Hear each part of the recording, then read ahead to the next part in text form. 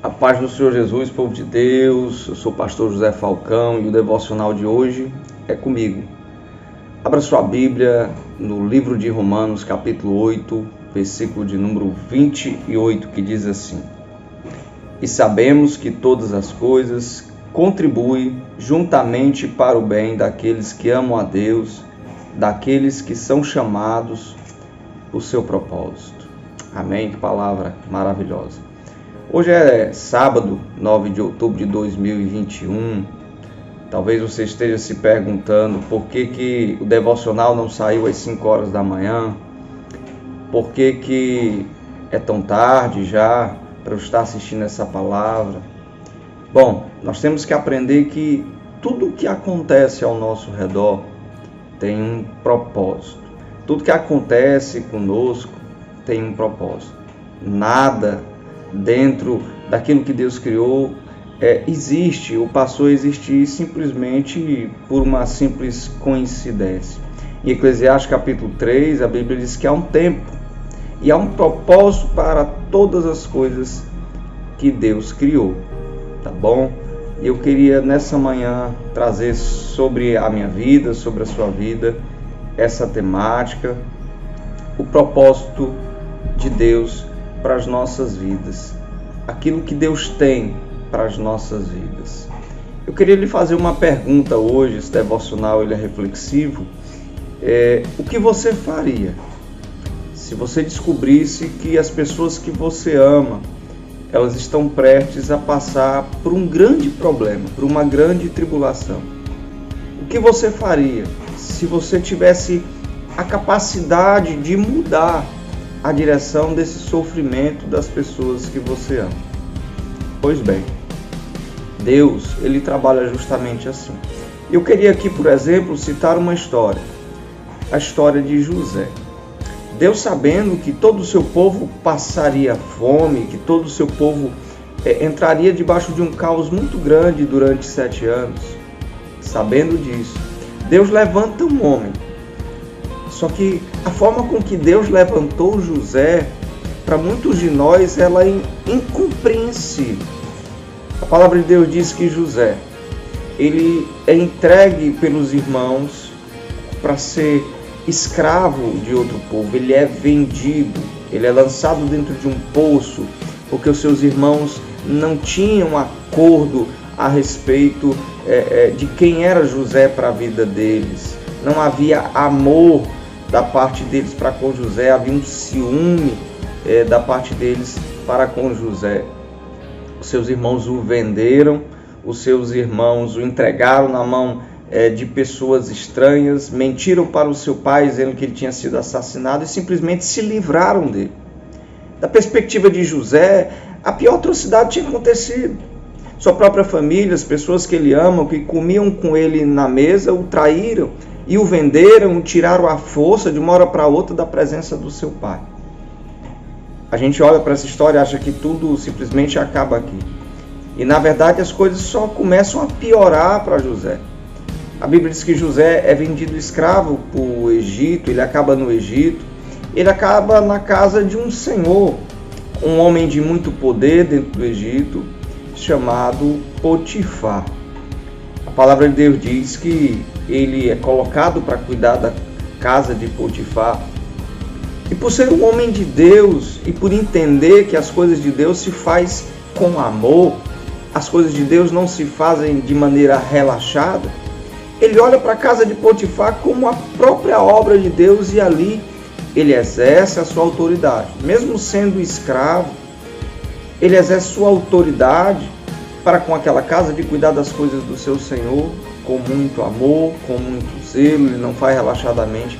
E a palavra de Deus diz que tudo que José fazia prosperava na casa de Potifar. Tudo que José tocava prosperava. A palavra de Deus diz que o seu mestre, o seu Senhor, resolveu então lhe dar toda a casa para ele cuidar. Lhe entregou o direito de cuidar de tudo que era seu, porque sabia que havia algo diferente na vida de José. Pois bem, a esposa de Potifar resolveu querer José. E José não a queria, porque ele era um homem de Deus e sabia que aquela mulher tinha marido. Infelizmente, o resultado de desejos opostos acabou ferindo mais uma vez a José. Porque José é acusado de desejar, de querer a mulher do seu senhor, é lançado numa prisão e ali fica. E é nisso que eu gostaria que você fizesse uma reflexão. Em que prisão você está? Ou você já passou? Ou quem sabe amanhã você vai se encontrar? Muitos de nós temos a trajetória de nossa vida mudada de maneira brusca. Muitas vezes saímos de nossas casas em direção ao nosso trabalho e coisas ruins acontecem. O pneu do carro fura, nós nos acidentamos, perdemos pessoas que nós amamos. Muitas vezes acontece de perdermos o nosso emprego e de nós muitas vezes até blasfemarmos de Deus, de dizer palavras ociosas, né, que não deveriam de maneira nenhuma serem ditas. Nós usamos dessas palavras ofensivas muitas vezes contra o Senhor. Achamos que Ele não nos ama, que Ele não nos quer mais. Por que estamos sofrendo? Se estamos servindo a Deus de maneira tão fiel como José servia, então por que tamanho castigo? Eu perdi o meu emprego por causa daquele pneu que furou. Então por que Deus não me livrou? Por que Deus não tirou o prego do meio? Por que Deus não me deu livramento? Por que Deus não mandou um anjo para me ajudar? As perguntas são diversas.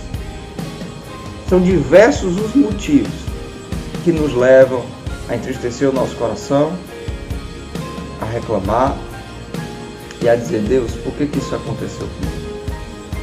Só que em Romanos capítulo 8, versículo de número 28, a Bíblia diz que todas as coisas contribuem para o nosso bem. Se você não conhece a história de José, a palavra de Deus diz que José foi a solução para o grande sofrimento que estava vindo. Você lembra da pergunta que eu te fiz? O que você faria se você soubesse que as pessoas que você ama, elas sofreriam muito? E se você tivesse poder para evitar esse sofrimento, o que você faria? Deus não queria que o seu povo sofresse. Deus não queria que o seu povo passasse por uma fome que mataria, exterminaria muitos povos. Plano de Deus? Levar José para o Egito e torná-lo o maior governante do Egito, apenas abaixo de Faraó. Para que Deus realizasse isso, Deus teve que afastar José de seus pais, a força. Teve que aproveitar, aquele momento de sofrimento entre irmãos. Ele permite que José seja escravizado. Ele permite que haja dissensão dentro daquela família e ele causa aquela dor na vida de José. Ele permite que José seja colocado em uma prisão. E tudo isso, na verdade, era Deus trabalhando para que José chegasse no trono. No dia que Faraó precisou que um sonho fosse decifrado, José estava muito bem guardado, a sua vida muito bem zelada, ele estava dentro da prisão.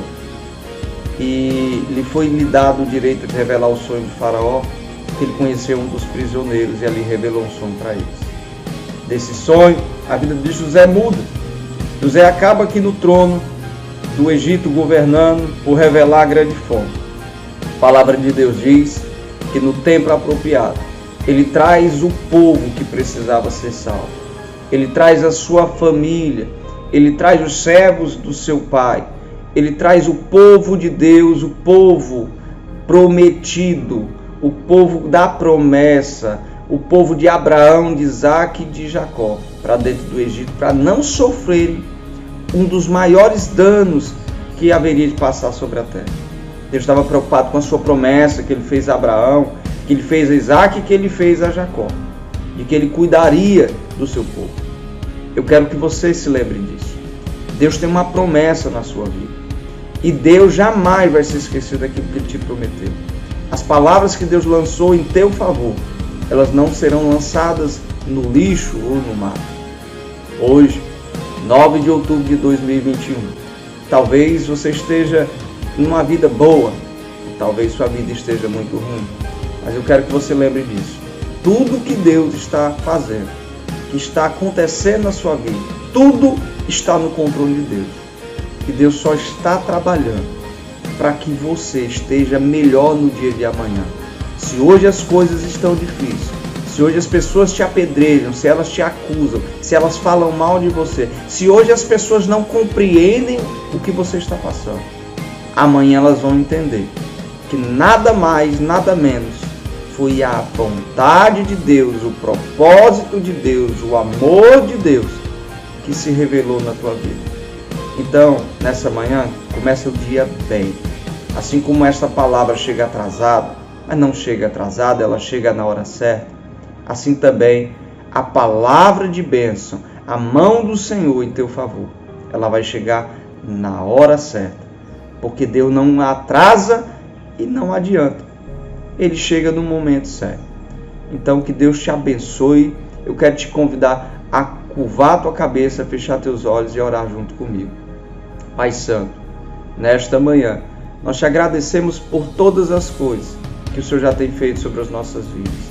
Muito obrigado, porque nós não entendemos que na verdade Tu está nos tratando, está trabalhando em nossas vidas, está usando de coisas que muitas vezes nos machucam, de coisas que muitas vezes nos traz dor e desespero, para tratar a nossa vida, nossa família, nosso ministério, a vida das pessoas que nós amamos, nossa casa. Senhor, nós não entendemos, mas hoje eu creio, Senhor, que pelo menos compreendemos que nada disso, Senhor, é em vão. Tu tem um grande plano, tem um grande propósito para as nossas vidas e Tu há de realizá-los. Então nos ajuda a entender, nos ajuda a suportar esses momentos de aflição, porque eu creio que na hora certa o Senhor virá nos socorrer e no meio, Senhor, dessa aflição nós teremos grande vitória. Que Deus abençoe a tua vida, a tua casa e a tua história. Esta é a palavra de hoje. Que Deus te abençoe. Até mais.